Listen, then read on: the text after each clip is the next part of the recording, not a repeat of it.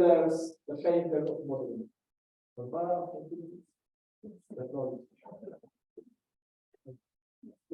Can we put the light down a little bit?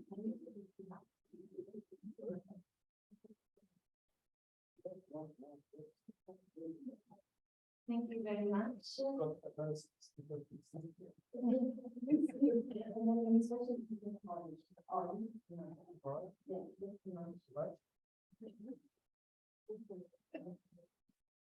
Yes, this is good. Oh.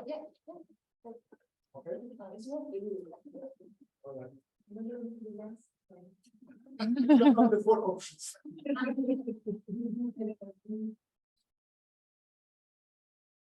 No.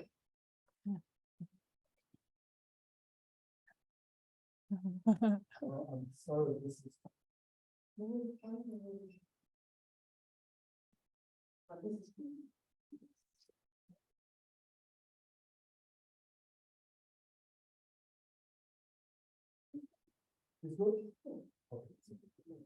Okay, thank you all. So I'm going to talk to you about vulnerability.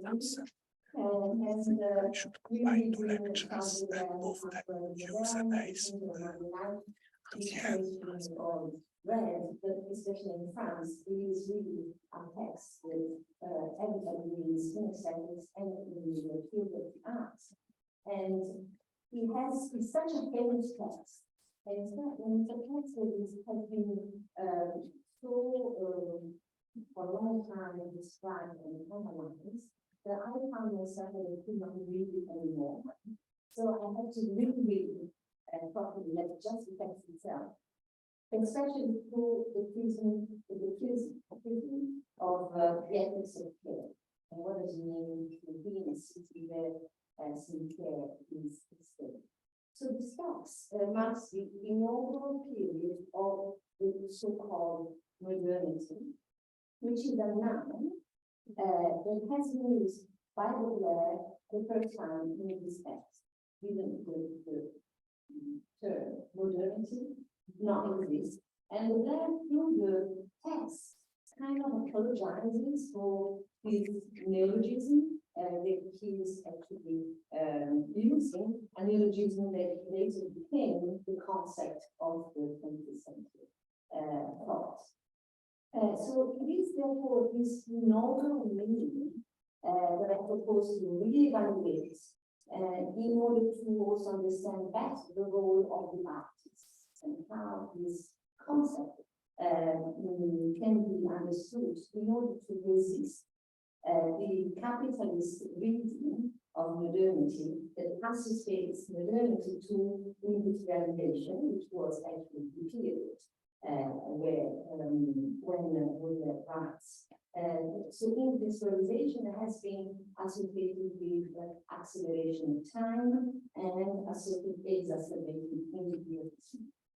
So especially in our age of data capitalism, it is important, I find, to go to the sources of the concept.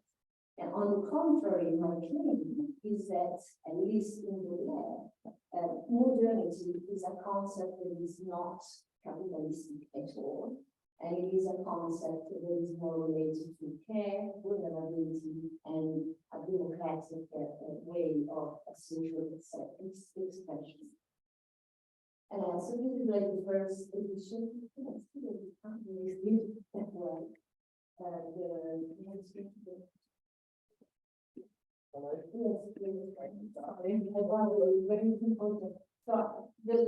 the sketches and the paintings that you see have those that have been done by the painter itself.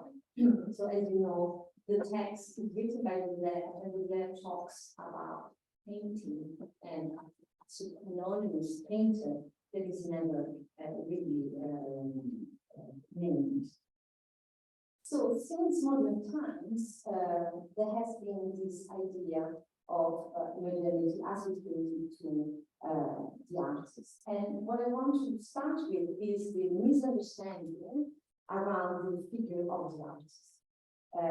This misunderstanding is that we think the artist as somebody that is kind of expected or from the social web of interactions and relationships to present actually the artist from a more ideological kind of way of understanding art as a citizen that is somehow distanced. We really have a portrait of Baudelaire by Baudelaire in his portrait. And so the new understanding is that we find that the artist is somebody who is autonomous, often a male and perfect sort of individual, in perfect control of his abilities, with excellence, autonomy, somebody that can act also as a model that we can be inspired by.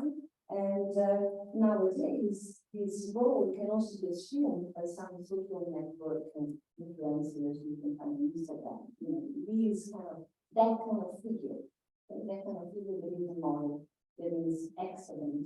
And of course, my point is that this is a myth.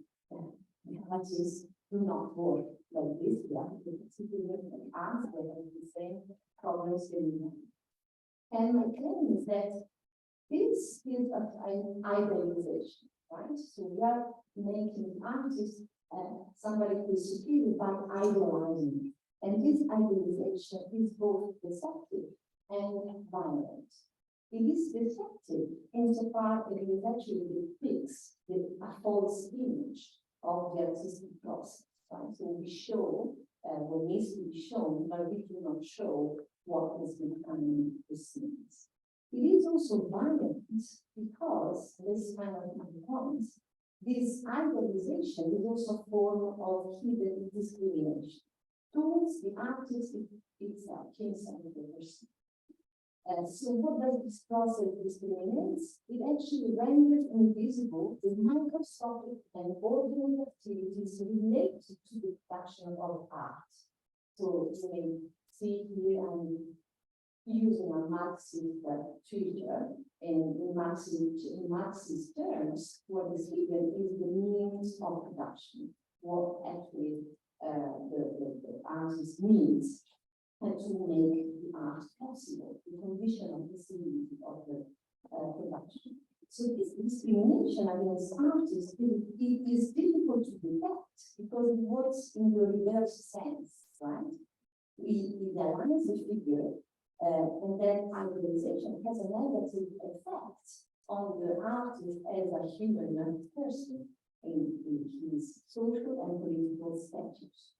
So if the artist is supposed to be driven by creative impulse that makes him a superhuman, then there is no need for him to be protected, defended, supported by society, on a concrete level, economical or political level.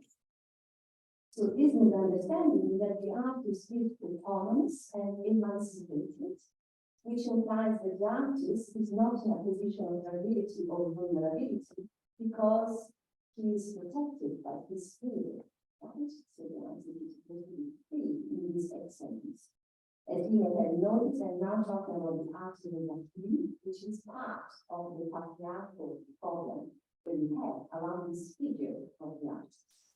So what is the stake? It's both a pedagogical and a political problem.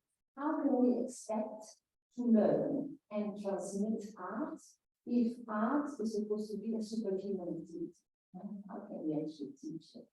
And so if art is to be free from utility and instrumentalization, so how can we get social work? How can we use it if we do not consider it as a means?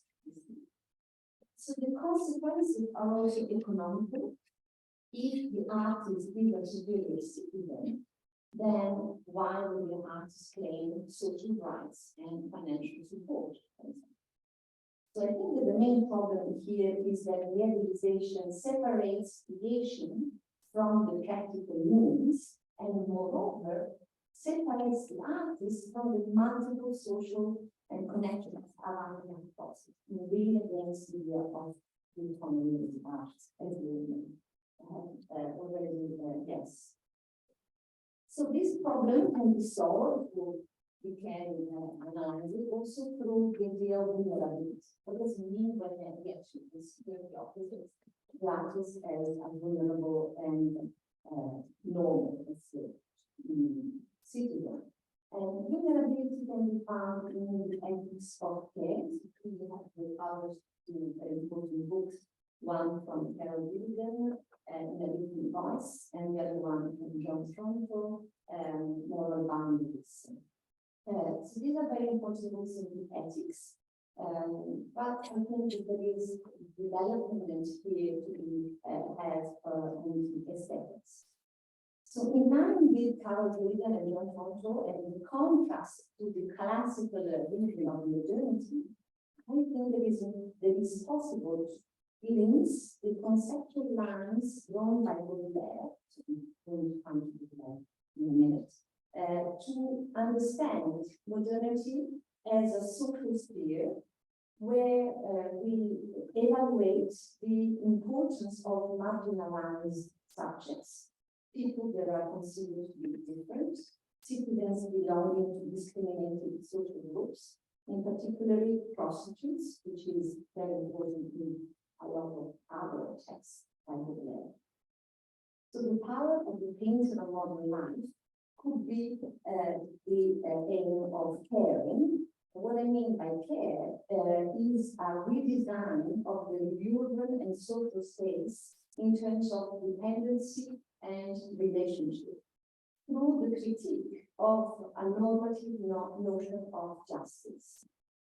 So just to give a glimpse what care means in terms of ethics, is a feminist trend in ethics where in ethics normally we understand justice being a normative notion, either is wrong or is right. And so the care ethics understands the equation of justice in a context. So something can be wrong in a context and in another context can be right. So the problem is the normativity aspect of the justice. So the example, for example, the example in Paradigm is should or should not a husband steal a drug that could save his wife from death? And of course, normative justice say yes or no, but the ethics of care will say it depends. It depends on the situation where the husband will be, and what happens if the husband will be in prison? Then he will not be able to take care of his wife. So that everything changes in what does it mean to do an act according to what your action will have as a consequence on other people, and other people in a kind of different way. That's why it's called different voice.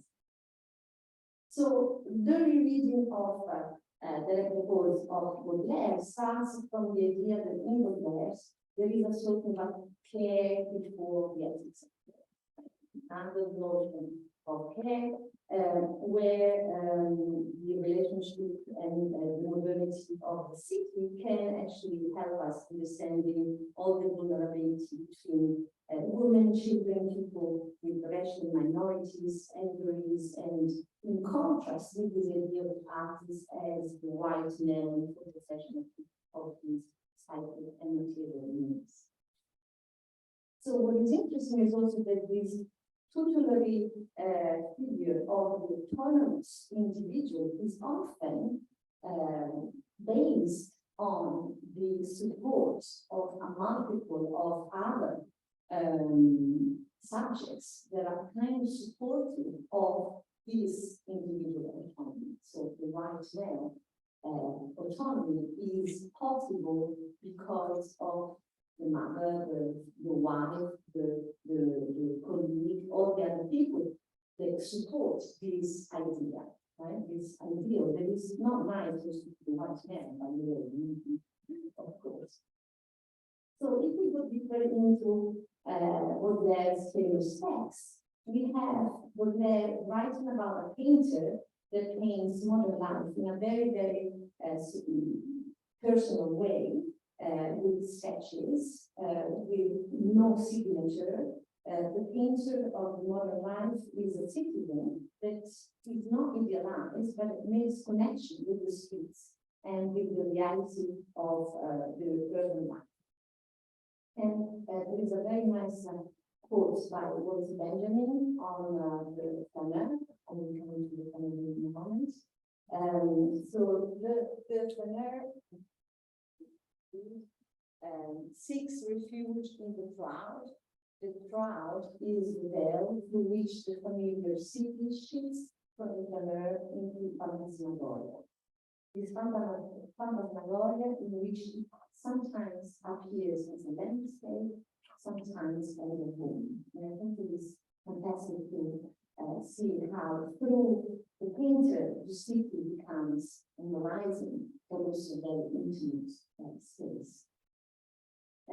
So through the description of the painter, we understand somehow what the verb wants to reach. So I must maybe recall the text has been first published in 1863 in the form of a feuilleton in the Figaro. So it's kind of in a journal that you can have the story going on in several numbers of the journal. And this gives the text a kind of a more minor aspect in our daily literature. So the text revolves around the figure of the painter who is never named. So there's no name of the painter, the name remains anonymous. We know that the painter didn't go to school, so it is an autodidact. And the pages condense a theory of art and surprisingly complex philosophical reflections about what it means to execute and what it means to create. And if you read the text, or at least as I did in kind of investigation, you see that Baudelaire himself identifies with the painter. So it is through this figure of this artist painter that Baudelaire also says something about his own portrait and his own place in art. So the artist is a cosmopolitan, a man of the world, very similar to the one described by Edgar Allan Poe in the Man of France, with their quotes. And so the city becomes his home. And we know actually the name of the painters, if we have one of these pictures by Félix Nadar.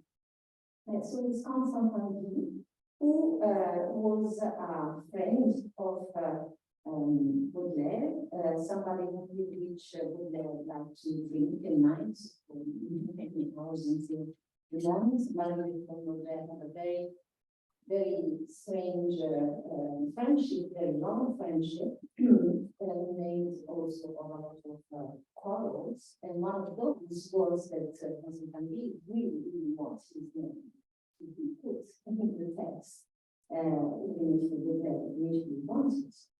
And Baudelaire, strangely enough, even if Baudelaire was completely broken into the most of his life, Baudelaire brought all of Constant Tanguy sketches and drawings, 2,000 of them. So he's been kind of the collection also of his film. And so we have the idea that this artist in the reading is a subject that is out of the ordinary, kind of outside society, which is actually the contrary to what Baudelaire actually describes. What does Baudelaire describe? He describes, I think, essentially in French, it's very difficult to translate the idea of Plenary, which is a passive way of walking with no final destination. It's a sort of misbehavior because everybody walks to go somewhere and it's that's right. So there is a sort of a resistance, and it is associated with a certain type of relationship with time. So you can lose time, you're losing time, and the scope is to lose and not to make production and how to. The flaneur is is that the artist, the wonders of the city, the artist does not draw during the family, but only amounts when it comes back home by a memory process where he flashes, he remembers parts of what he has seen. And so there is really like a very detailed process of this family. And what is interesting is that the synonymous can be, Fene, Vagabonde, which are, wandering around. And the contrary is walking in a disciplined way. Right? So it is a way of walking, not just walking. It's also a kind of body on the way to the play. And my claim here is there is something and about this family that is related to, as Baudelaire said, to female sort of archetype of being passive in the urban space. Baudelaire also associated family to convalescence, so a state of recuperating weaknesses, repeats many times the word less, being feeble, being weak, and also it relates to infancy, which is a state of mind that Baudelaire really considers to be the process of the artist. So the reading through feminism can also be brought back 30 years to Balzac, Theodore Liges, so theory of the way of walking is how we walking, the march is a way to walk and again. This is a text that we knew, with the sites Balzac, also in the painting of Modern. What is interesting in the text of Balzac is that Balzac describes the way of doing the speech by a sort of physiognomist analysis. So trying to understand the soul of the person through the way the person uses his or her body. So it's a sort of theatricalization of the urban space. So what happens in the theory of Maastricht helps Balzac is to categorize two different kinds of manner of walking. La coquette, which is a very archetype type of woman, very into makeup and elegant clothing, and the soldier, which is also the archetype of masculinization. And so through this manner of doing suits, Balzac finds another difference between male and female. Of course, not only Balzac is feminist, feminist is not my point. The point is how can we read them with that feminist filter. And of course, what is interesting here is also how, the noun modernity in French and in Italian, in Latin languages goes back to the adjective modo, which is actually the etymology of the word mod, which is the word fashion. So Baudelaire starts from that, starts from the that modernity is to be found in the variation of fashion and of clothing changes, but also how fashion is something that stays in our lives. So it is this double idea. And so modernity is also a relationship to fashion and to the way we present us. And one of the major points conceptually that Baudelaire makes is the idea of transition and transitivity. How do we transitate from one state to the other? How can beauty be changing, but also at the same time renewal and return? And so by this changing and transitivity, there is also a transition and sort of a transmission of different types of body incarnations, body movements they go from one type of body to another type. So, Baudelaire in his text has 3 or 4 different figures that are central to the concept of modernity, transitive, fugitive, but they can be found in transition of different figures. These figures are, the first one is the military man, so again, like in Balzac, is archetypal, masculine, very robust, and very athletic figure.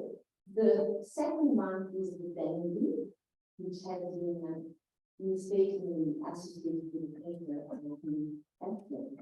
And then the third one is the elegant woman. And the fourth one are the prostitutes. So 2 different role or archetypes for gender. So we have 4 figures going from the most masculine to the most feminine in a very archetypal way. So Baudelaire describes the dandy and the military man, and what he says, which is very interesting, is that all these figures, also the military men, have their own fashion, have their own parade, way to decorate themselves and to present themselves.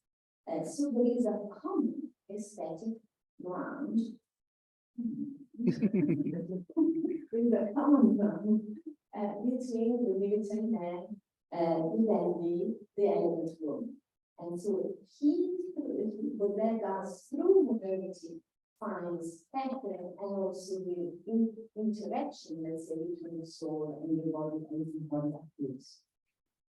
Le militaire, dans le sens en général, signifié que le bandit et la femme de la valeur dans le groupe qui simplement différents.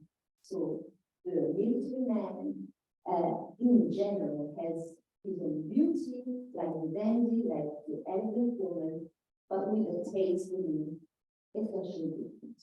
You see, so it's always about common purpose with the difference. And so according to Baudelaire, this comparison is possible because there is a transition, rather also sort of a confusion, especially between the dandy and the military. One point about the dandy, which was actually the reason why I really wanted to read the text, is that we have the idea that Baudelaire describes the painter as being a dandy, which actually is quite the opposite. The dandy is the antidote, let's say, to the painter, or rather the painter is against dandyism. The word dandy implies a quintessence of character and a subtle intelligence of the whole moral mechanism of this world, which means the dandy really knows what's going on in the world. But on the other hand, the dandy aspires to insensibility, which is pretty bad. It is insensible, it is indifferent to what happens to people. Which is why G, which is the painter, who is dominated by an insatiable passion that is seen here, violently distancing himself from the industry. I need to understand how it is possible for having lived for so many years or centuries of reading, one century reading this book, this text, and concentrating on the painting today. When in fact, for the in a very clear way, also in another passage, the painter did not abandon because of political reasons. The dandy is a snob, the dandy is an aristocrat, doesn't need to work, doesn't need money, he is driven by bonheur, which is actually something he really has all the time. The painter also with his time also goes again searching for bonheur, searching for being happy, but the painter is poor, the painter is related to the people, and the democratic alliance of a new political way, which is very, very important in the text. So that's also why it is important to see that when Baudelaire analyzes the painter's sketches, he does so in order to understand the attitude proper to the artist in relationship to the crowd, which is actually what the subject of the artist marries the artist interacting. So the crowd is a sort of relationship of love with the artist. So against Dantism and a sort of a decadence related to the aristocratic class of dandy, the painter goes into the crowd with, of course, a necessity to find another, but precisely to lose himself, his subjectivity. And by doing that, the painter, and of course Baudelaire himself, identifies one by one with all the different figures. So with the military man, then with the dandy, and then with the elegant woman, and the elegance of this decorative costume, and at the end with what we call the figure, which is the only plural subject, the only the living there, so the living man, and then the dandy, and then the elegant woman, and then the figure, the girls, which is a multiple body. And what is characteristic of the girls is they are prostitutes, courtesans, actresses, comedians. We don't really know what they do, but we understand that we have very important common characteristics to the painter, which are two. One is that they also live at night, which is something that the painter does, even when he sleeps, but during the day, wanders around the city, during the night, he paints. So there is this relationship to darkness and light, but also, and I think this is the major point which Walter Benjamin also insisted upon, is that the prostitutes of these girls, they also observe the city. They also have a gaze, and they also look what is going around them, which is precisely what the painter does. They do it for different reasons. They do it because they're seeking compliance, but also because they're watching of possible policemen. So they're both trying to have clients, but also they have to protect themselves from police gaze. So there is this idea of gaze and inversion of gaze. And it's very interesting also to see how in this sketch, for example, they really look at the painter, which is really unusual or never found for the other figures. And we should remember also the influence of Jan Van Eyck, portrayed here by Baudelaire. So you see that left with then something, but he was also a man himself. Jan Van Eyck, dancer and prostitute of black race, he was from Nigeria, with whom Baudelaire had a 20 years relationship, very complicated relationship. So to say how for Baudelaire there is no moral judgment on prostitution, or there is more like an identification with this kind of identity. And so I like my conclusive points. I wanted to go back to the myth of the artist of the Supreme that I started with. So I said that this figure is a myth, and you agree with me. But what I would like to stress now is that in reality, what happens in Baudelaire's text is that what is the real life of the artistic, the artist is to be a vulnerable citizen, which means a citizen that is also in a state of vulnerability, in a codependency, and in a relationship that is not superior to the crowd and to the other citizens, but also a way to understand the needs of productions of art. They go through a sort of imperfection, clumsiness, something that comes out with no real consciousness in this demonic kind of representation of what the art can be associated with. So the idealization with a patriarchal concept and political structure that is constructed around this process of idealization of the artist is a process of masculinization.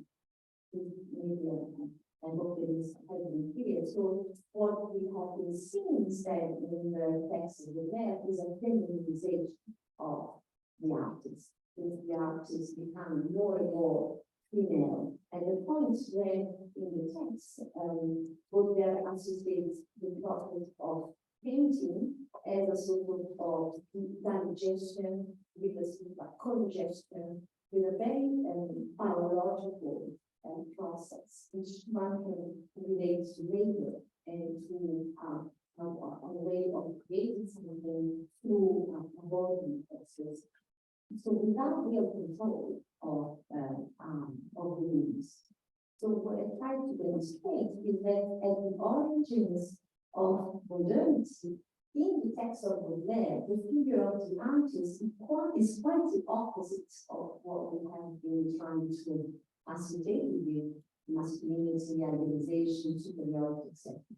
On the contrary, the artist is placed in the network of relationships of care, addressed both for needs and dependencies in a structural system where actions all have reactions and the possibility of using our proper identity. So the artist does not present himself as a model of autonomy, but rather as a support of multiple relationships with all the humility that the function of being an artist requires. Thank you.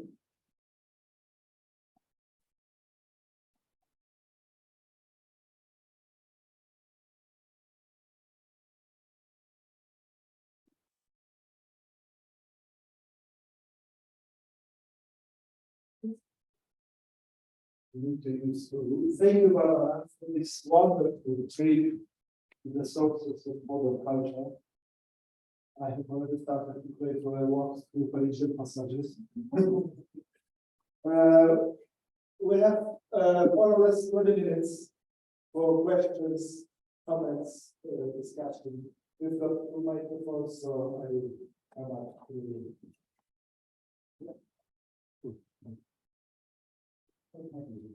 Brian first, thank you. Oh, I have the other side.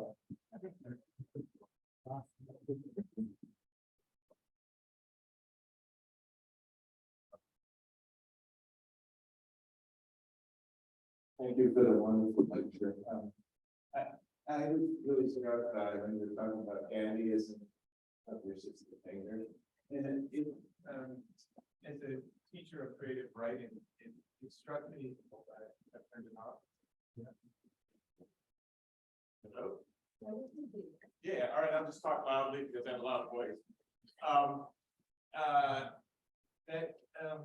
This sense of the dandy as indifferent. As a teacher of creative writing, I find that and a writer, I find that one of the most difficult things for me, I can teach my students craft. People say you can't teach writing. I don't think that's true at all. It's a craft like anything else. But I can't teach them curiosity. And increasingly, I find that they struggle with curiosity.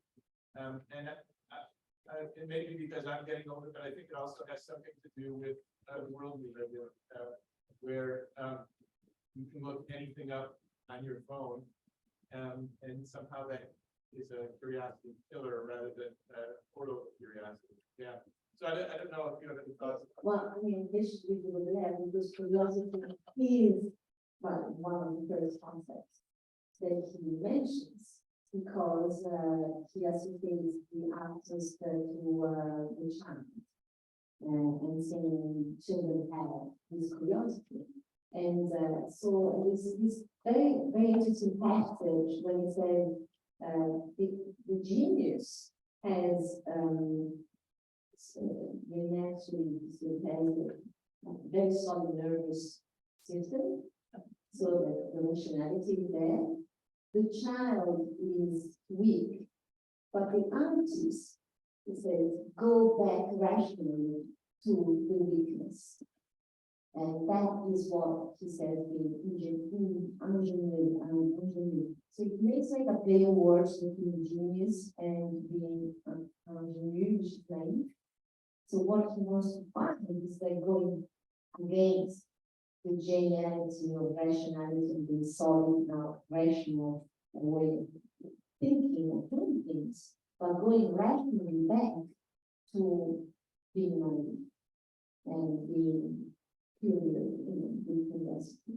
And I think that is, well, it's very difficult to teach, of course, but what I find is that in giving students instructions that there are contradictory, that instructions that can be not instructions, or instructions that will not tell you what to do, but they will only tell you how not to do it, or like that sometimes can help. But it's true that curiosity, what is interesting is that it's not just a moral way of being, it's also something that can be taught. And yeah, so I find the not to be interesting. For example, performance, what we do at the Gestes laboratory is sometimes give people instructions that they don't in collective space. They cannot act, but they will only react to what is already there. So that can sometimes make people like less more curious, because they have to look at something that they can react to. Yeah.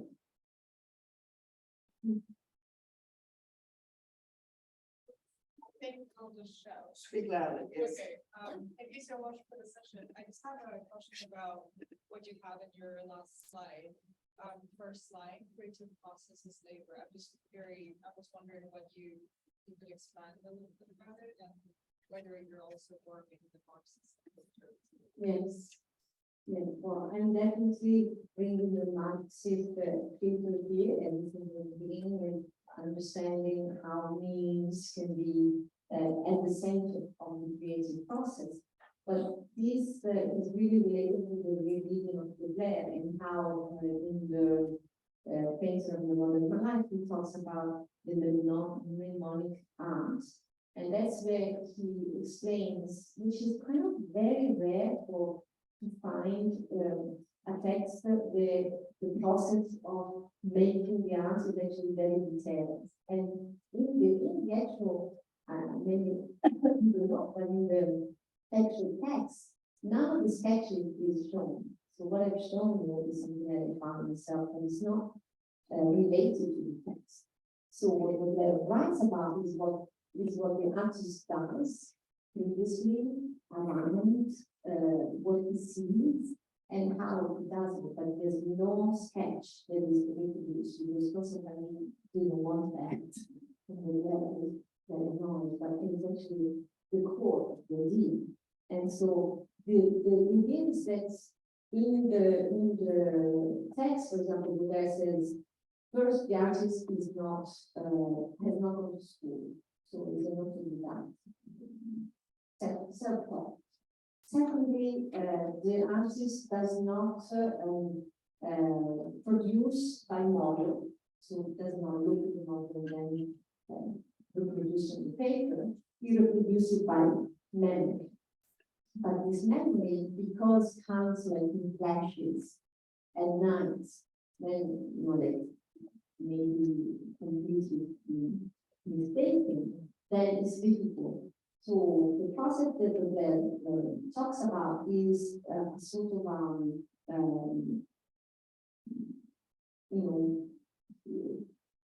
force that goes only if the painter gives away his subjectivity. So it's a sort of a no one, not me, it's not me. So the painter is considered to be like a mirror, a reflection, and an instrument. So the painter is himself or herself, himself in the case, a mirror, an instrument through which a vehicle, something that goes through. So he's not the cause, he's not at the origin of what is on the paper. It's just the means. So that's kind of interesting in Marxist terms to consider your person as a means for like the crowd's expression of the crowd's aesthetic so yes, so it could be associated with labor in the sense of there is but that is more of a digestive metaphor. Digestion. But you know, there is a sort of a labor piece. But then, you know, I should add that you do this we reflected upon this, but there should then be critique, of course, of labor as working labor, as alienating labor in the factory, but also the factory people are considered means to an end. So where the artist goes is also by the wandering and the freedom, and also the idea that the artist is not at the service of the enterprise. The artist is at the service of life, which would sometimes, especially again, rise to the Pantheon-Sorbonne University, as if this kind of a person, some subjectivity itself. I want to go back to your point about demystifying the artist.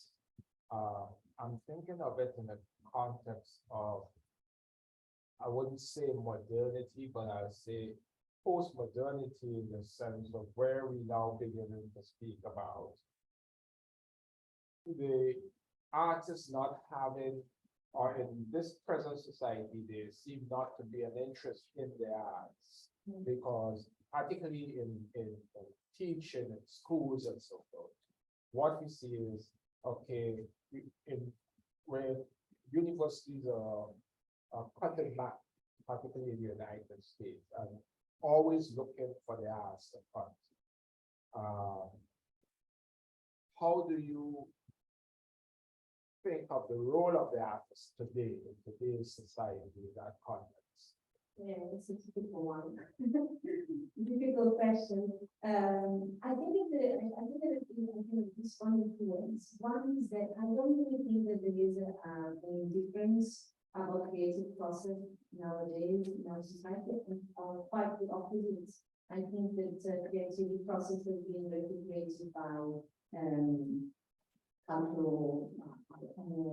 cultural industries and social network, and how presenting yourself in a stylized way, Instagram can be with a creative process, and also creative process for life, which is something that the Black talks about. How can you these type of there is something that is kind of related with photography, of course, because we were the very beginning of photography, and how can you capture that moment, that instant moment. On the other side, I think that this recuperation is also a capitalistic recuperation where everything is capitalizable. And so it's not itself bad things, that right and wrong. But it's true that also in art schools we find more and more for free yourself, for experiments, which I'm for, but then you also have to have a practice, technique, and learn it, and also learn the history, what people have been going through before you. So there is a double thing that's a double demanding aspect of being an artist. You both have to be yourself, and then you also have to have all this baggage, which is heavy for an artist. But I don't know, the artists people may work the most closer to lately. They are those who are working more and more with health institutions, social practices, people who work with elderly people, and sometimes the economical aspect is there because there is some work that artists can do in facilities, for example, for psychiatric facilities or elderly people facilities.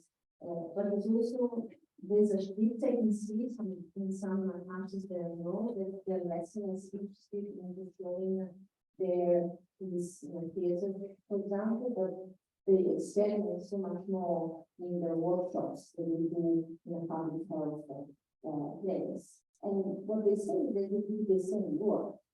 That's what I find interesting. It's not a different work. It's not a different creative process. You can do the same.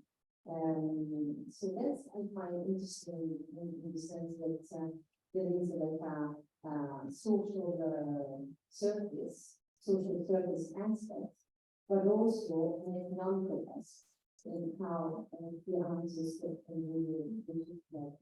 But then I'm not against the fact that an artist is not socially in the service of community, of course. But it takes a lot of you have to see what you're giving in and what you're taking and where the research and practice go.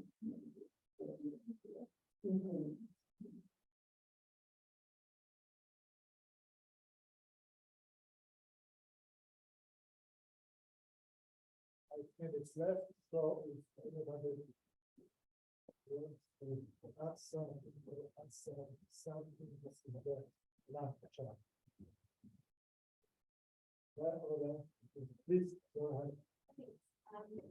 I'm interested in employing the ethics of care in how you're training and understanding the text, and I love getting into everything set up again and how you understand what layers are in ethics of care. Yeah, thanks. Yeah, it is important to go in. Ethics of care also helping with understanding about what care means. And I am defending the current leader and something called the idea that care is not essential to women, for example, or essential to some sort of social categories, because that will make some term a sort of category of people that are gender or racially or culturally qualified. So what they said, what I find interesting in care studies is that first they stress that the care is one's job, is the competence that you can acquire, and they're not natural to you, and of course they're related also to family issues, how you can learn with the effects of parents, for example, how it's not natural. So care is not something natural, and it's not something that is related to moral values. Care is related to a structure of society where we see that our society can be better understood when we talk and when we give voice to those who care about, for example, cleaning this room, or cleaning the coffee, or so what goes in the things behind the scenes. So that's why it has a political and feminist approach. But also what I like about it is more philosophical, is that it's anti-dualistic.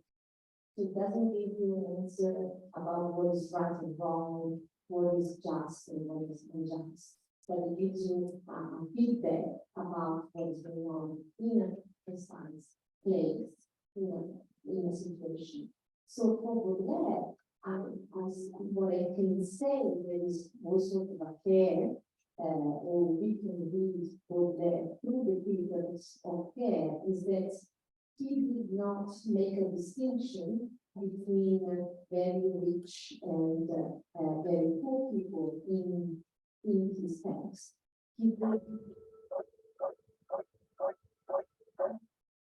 Uwaga, uwaga. W budynku wykryto zagrożenie. Prosimy o natychmiastowe, spokojne opuszczenie budynku najbliższym wyjściem ewakuacyjnym. Prosimy nie korzystać z wind. Attention, please. A hazard has been detected in the building. We ask you to stay calm and leave the premises without delay through the nearest emergency exit. You are requested not to use the elevator.